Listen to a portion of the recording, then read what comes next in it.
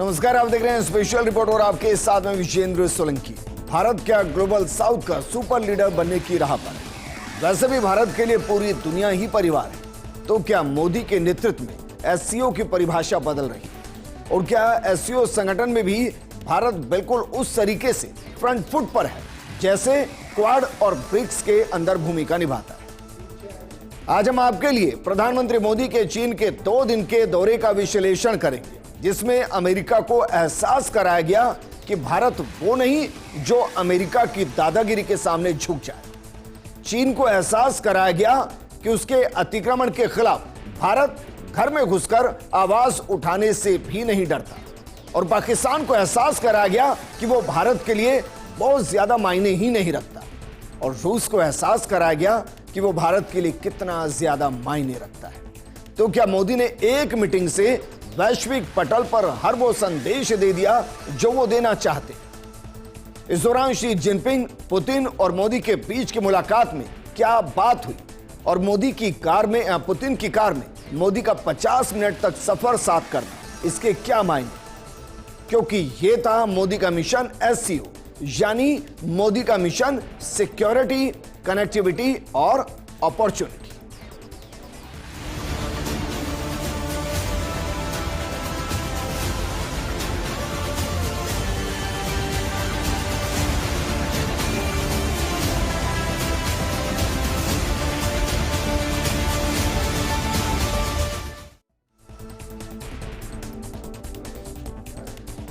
सबसे पहले शुरुआत करते हैं और बताते हैं प्रधानमंत्री मोदी ने एससीओ को परिभाषित किया और एससीओ को परिभाषित करते हुए एस, सी और ओ से क्या परिभाषाएं दी हैं, जरा इसको देखिए, उसके बाद इसको विस्तार से आपको बताएंगे।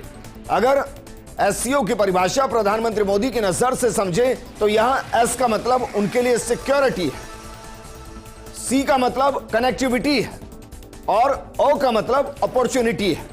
सवाल यह है कि यहां सिक्योरिटी किसके लिए, कनेक्टिविटी किसके साथ और अपॉर्चुनिटी किस स्थिति में? प्रधानमंत्री मोदी ने इसको गहराई से समझाया। शुरुआत करते हैं एससीओ के अंदर एस का मतलब प्रधानमंत्री मोदी ने क्या बताया, क्योंकि प्रधानमंत्री मोदी ने एस यानी सिक्योरिटी के संदर्भ में कहा कि सुरक्षा, शांति और स्थिरता किसी भी देश के विकास का आधार है। किंतु इस मार्ग में आतंकवाद, अलगाववाद और अतिवाद बड़ी चुनौती है। पीएम मोदी ने पहलगांव हमले का जिक्र करते हुए कहा कि हमने पहलगांव में आतंकवाद का बहुत ही घिनौना रूप देखा और इस दुख की घड़ी में जो मित्र देश हमारे साथ खड़े थे, मैं उनका आभार व्यक्त करता हूं। ये हमला केवल भारत की अंतरात्मा पर आघात नहीं, ये मानवता में विश्वास रखने वाले हर देश, हर व्यक्ति को खुली चुनौती। पीएम मोदी ने पाकिस्तान का नाम लिए बिना कहा कि क्या कुछ देशों द्वारा आतंकवाद का खुलेआम समर्थन हमें स्वीकार्य हो सकता है? हमें स्पष्ट रूप से और एक स्वर में कहना होगा कि आतंकवाद पर कोई भी डबल स्टैंडर्ड स्वीकार्य नहीं होगा।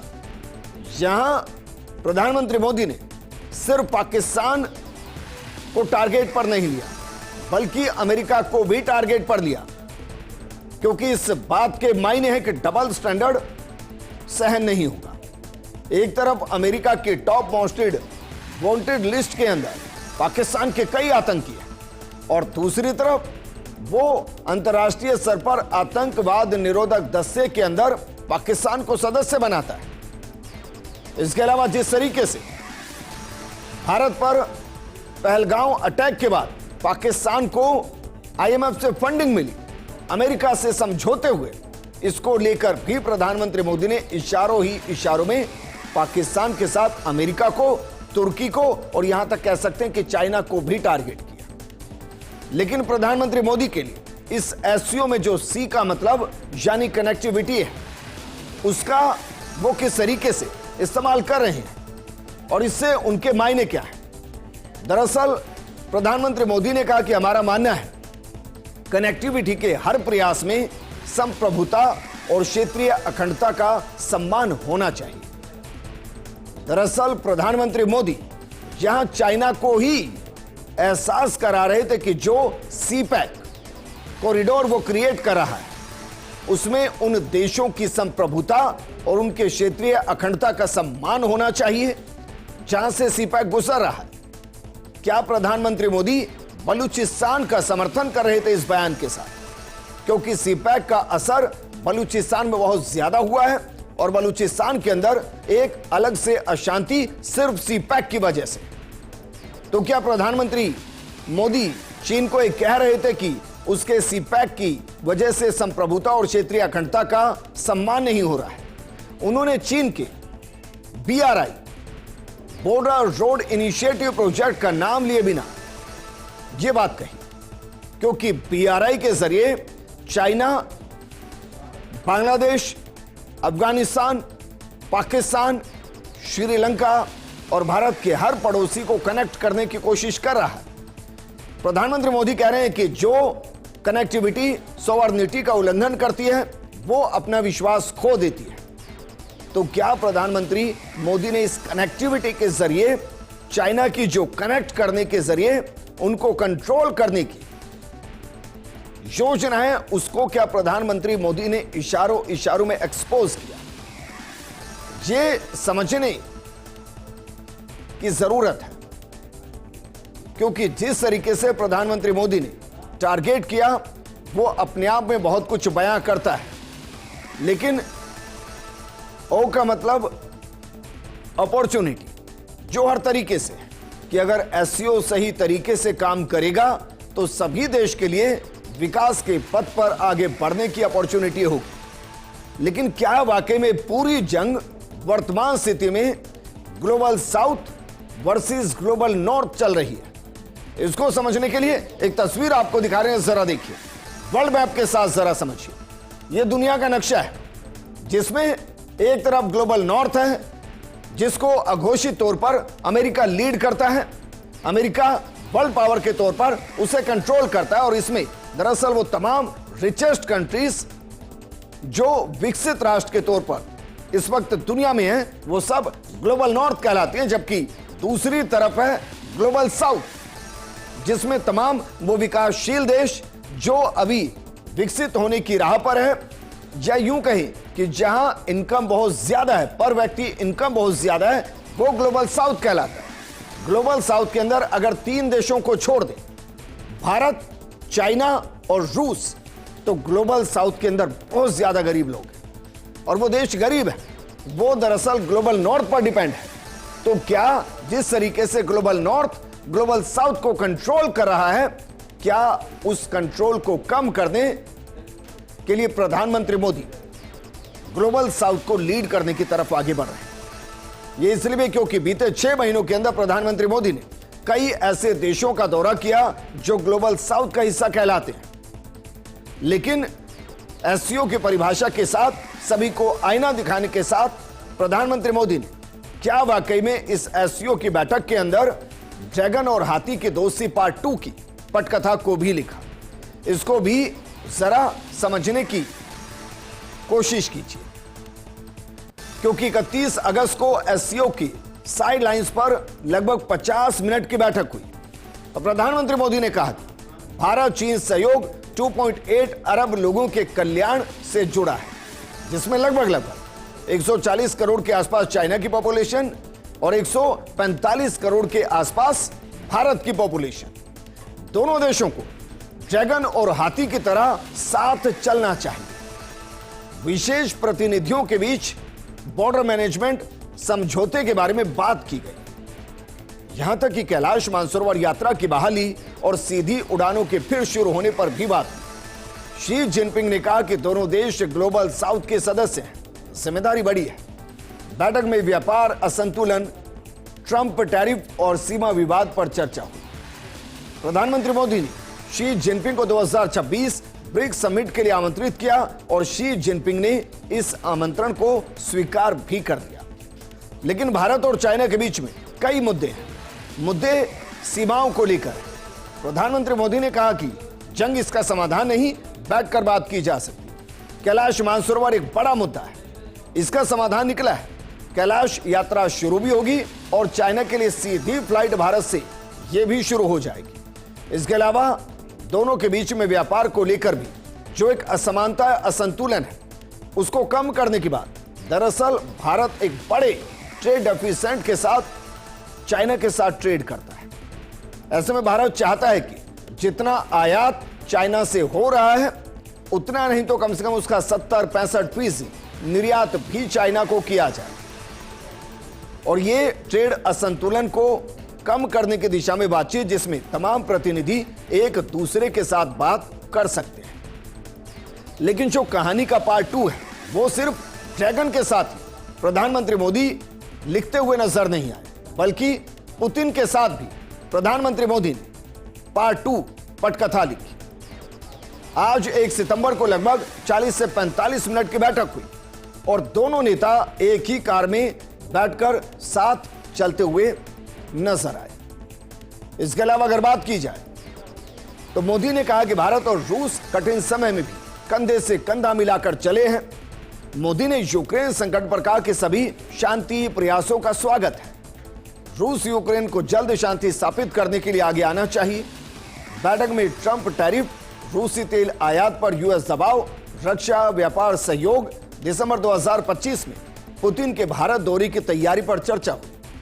इस दौरान पुतिन ने भी नाटो विस्तार को यूक्रेन संकट का कारण बताया। सीधा कहा कि अगर नाटो विस्तार करते हुए यूक्रेन को नाटो का हिस्सा नहीं बनाना चाहता तो शायद ये जंग नहीं होती। लेकिन प्रधानमंत्री मोदी ने साफ कहा, स्पष्ट कहा कि जो मुसीबत में साथ हो वही सच्चा दोस्त, और यूक्रेन के साथ रूस की जंग में भारत ने अपने आप को तटस्थ करते हुए बता दिया कि वो रूस के साथ काफी हद तक है, क्योंकि रूस हमेशा मुसीबत में उसके साथ। और ये भी जवाब ट्रंप को है कि अगर ट्रंप ये सोच रहे हैं कि उनकी टैरिफ की वजह से भारत अपने सबसे पुराने दोस्त को छोड़ देगा, उसके साथ ट्रेड छोड़ देगा, तो ये गलतफहमी अमेरिका को नहीं होनी चाहिए। प्रधानमंत्री मोदी ने यह भी समझाने की कोशिश। लेकिन यात्रा का संदेश क्या और क्या वाकई में हम बड़ी उपलब्धि हासिल कर कर वहां से वापस लौटे, इसको समझने के लिए आपको 3 बिंदु में इसको समझने की कोशिश करनी होगी। सबसे पहले तियानजिन घोषणा पत्र, यानी कि तियानजिन डिक्लेरेशन, जो इस बैठक के बाद तैयार किया गया, क्या उसमें ऐसा कुछ है जिसको हम कह सकते हैं कि पहली बार हो रहा है और जिसको हम कह सकते हैं कि प्रधानमंत्री मोदी की एक बड़ी जीत है।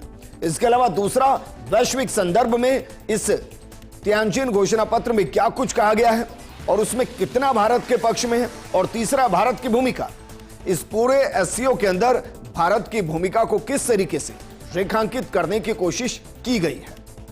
तो चलिए शुरुआत करते हैं और अब बात करते हैं तियानजिन घोषणा पत्र की, भारत की जीत की। तियानजिन घोषणा पत्र जो भारत के पक्ष में काफी हद तक है, क्योंकि सदस्य देशों ने पहलगांव में हुए आतंकवादी हमले की कड़ी निंदा की। उन्होंने मृतकों और घायलों के परिवारों के प्रति गहरी संवेदना व्यक्त की। हमले के अपराधियों, आयोजकों और प्रायोजकों को सजा दिलाने की मांग की गई। आतंकवाद, अलगाववाद और उग्रवाद के खिलाफ दृढ़ प्रतिबद्धता जताते हुए सदस्यों ने आतंकवादी समूहों को भाड़े के लिए इस्तेमाल करने के प्रयासों को अस्वीकार किया है। आतंकवाद के सभी रूपों की निंदा की गई और दोहरे मापदंडों को अस्वीकार किया गया। अंतर्राष्ट्रीय समुदाय से आतंकवाद से निपटने, विशेषकर आतंकवादियों की सीमा पार गतिविधियों को रोकने की अपील भी की गई। सदस्य देशों में संप्रभु राज्यों और उनकी सक्षम प्राधिकरणों की अगुवाई को आतंकवाद विरोधी प्रयासों में महत्वपूर्ण माना गया और यह भारत के लिए जीत है, क्योंकि कभी एससीओ के अंदर इस तरीके से स्पष्ट शब्दों में नहीं लिखा गया जो इस बार लिखा गया। और इसका असर पाकिस्तान पर होगा, क्योंकि सीधे सीधे ये पाकिस्तान को टारगेट किया गया था। लेकिन अमेरिका, चीन, पाकिस्तान पर और भी निशाने लिए गए। वैश्विक संदर्भ में बड़े संदेश दिए गए। दरअसल बैठक में ट्रंप के 50% टैरिफ और रूस यूक्रेन युद्ध के बीच जो ये बैठक हुई, उसमें ग्लोबल साउथ की एकजुटता यकीनन नजर आई। भारत ने आतंकवाद पर पाकिस्तान को अप्रत्यक्ष रूप से घेरा, जबकि चीन पाक सीपैक पर भारत की आपत्ति लगातार बरकरार, और इससे वैश्विक संदर्भ में भारत ने बता दिया कि वो दोस्ती के लिए तैयार, लेकिन अपने नुकसान के साथ नहीं, अपनी संप्रभुता से समझौते के साथ नहीं। और इसके अलावा भारत की भागीदारी क्या हो? क्या वाकई में भारत, जिसे अभी तक तटस्थ कहा जाता है, क्या अब मोदी के नेतृत्व में वही भारत मल्टी अलाइनमेंट नीति पर काम कर रहा है? इसको भी जरा समझिए, क्योंकि प्रधानमंत्री मोदी ने भारत को एससीओ में सक्रिय सदस्य के रूप में पेश किया है, जो आतंकवाद रोधी प्रयासों में योगदान दे रहा है। यानी कि आतंकवाद को रोकने की जितने भी कोशिशें हैं, उसमें भारत प्राथमिकता के साथ सहयोग कर रहा है। और यह यात्रा भारत की तटस्थ नीति का अपग्रेड वर्जन है, जो मल्टी अलाइनमेंट नीति है, यानी कि क्वाड, ब्रिक्स और एससीओ को मजबूत करती है। भारत एससीओ का सदस्य तो है ही, भारत क्वाड का भी सदस्य है, और भारत ब्रिक्स के अंदर भी एक बड़ी भूमिका निभाता है। लेकिन एक फोटो जिसने सबका ध्यान खींचा और जिसको लेकर सबसे ज्यादा बातें हो रही है, क्योंकि ये एक कार, एक बैठक और एक मकसद, क्या वाकई में ये एक नया समीकरण है, या दोस्ती की वो पुरानी कहानी जो प्रधानमंत्री चाहे कोई हो, राष्ट्रपति चाहे कोई हो, रूस और भारत के बीच हमेशा से चलती आ रही है। लेकिन इस एक कार के अंदर एक बैठक जो हुई, उसका मकसद आखिर क्या है?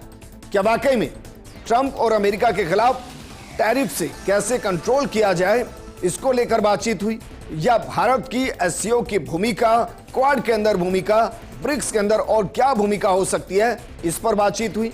क्योंकि कहा जा रहा है कि बाकायदा पुतिन ने एससीओ सम्मेलन के बाद मोदी के साथ यात्रा करने के लिए 10 मिनट तक इंतजार किया था। दोनों नेताओं ने 45 मिनट तक कार में बैठकर बातचीत की। इसके बाद द्विपक्षीय बैठक भी लगभग 1 घंटे चली है, और ऐसा अमूमन होता नहीं है।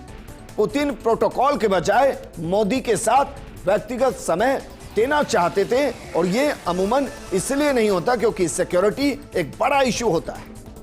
और इसीलिए अब एक और तस्वीर हम आपको दिखा रहे हैं। क्या वाकई में दुनिया एक नए सुपर पावर ट्रायंगल की तरफ बढ़ रही है? इसको हमने नाम दिया है the new super power trial, जिसके अंदर जरा देखिए, triangle of Russia, India and China, जिसे RIC कह रहे हैं। क्या ये वाकई में एक नया त्रिकोण है? क्या ये नई महाशक्ति तिगड़ी है, जो पूरी दुनिया को एक अलग दिशा में लेकर चली जाएगी, जहां अमेरिका की दादागिरी नहीं चलेगी, जहां अमेरिका के अगेंस्ट एक विकल्प होगा? क्योंकि हमने एक तस्वीर आपको दिखाई थी, तस्वीर थी global north versus global south. Global north को अमेरिका लीड करता है, लेकिन क्या ग्लोबल साउथ को लीड करने के लिए ये तीनों देश एकजुट होकर काम करेंगे? बहरहाल इसके बाद बहुत कुछ घटा भी। प्रधानमंत्री मोदी का सख्त रुख, इससे अमेरिका विचलित हुआ, और बाकायदा मोदी की मजबूती के बाद और एससीओ के अंदर जिस तरीके से पुतिन और मोदी के बीच में बातचीत हुई, कार के अंदर 45 मिनट अकेले में बातचीत हुई, शी जिनपिंग के साथ जिस तरीके से बातचीत हुई, इससे अमेरिका क्या वाकई में अपने टैरिफ पर दोबारा सोच रहा है? इसको लेकर कुछ बयान आए, और उस बयान में सबसे पहले अमेरिकी राजदूत की तरफ से क्या कहा गया? संयुक्त राज्य अमेरिका और भारत के बीच की साझेदारी लगातार नई ऊंचाइयों को छू रही है। ये 21वीं सदी के एक निर्णायक संबंधों में से एक है। इस महीने हम उन लोगों, प्रगति और संभावनाओं पर प्रकाश डाल रहे हैं जो हमें आगे बढ़ा रहे हैं। नवाचार और उद्यमिता से लेकर रक्षा और द्विपक्षीय संबंधों तक, ये हमारी दोनों देशों के बीच की स्थायी मित्रता है जो इस यात्रा को आगे बढ़ा रही है, ये अमेरिकी दूतावास का है। अब सोचिए, जो अमेरिका कल तक भारत को आंखें दिखा रहा था, वो अमेरिका अब भारत के साथ की दोस्ती के कसीदे पढ़ रहा है। और ये सिर्फ अमेरिकी राजदूत नहीं, अमेरिकी विदेश मंत्री मार्क रूबियो क्या कह रहे हैं एससीओ की बैठक के बाद, जरा देखिए।